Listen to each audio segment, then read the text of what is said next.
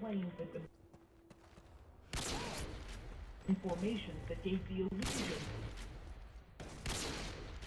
By the end of the 1950s, the Soviet Union only had about one,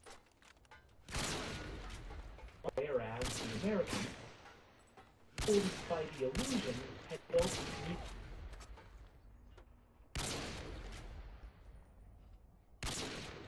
Let's not try this hard. Like, I'm trying to watch a video here. I mean,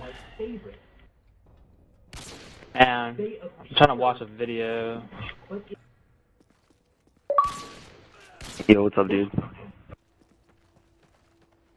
Green. Yo, what's up? So, invite me. I'm trying to watch a video here. You can play this guy. He's trying really hard though. Is it a full lobby? Nah, just those two. Trying to learn. Wait, who is this guy? I don't know. Just some fucking random. Makes his gamer tag unknown with no mic. Knows how to I'm sure run. he has one.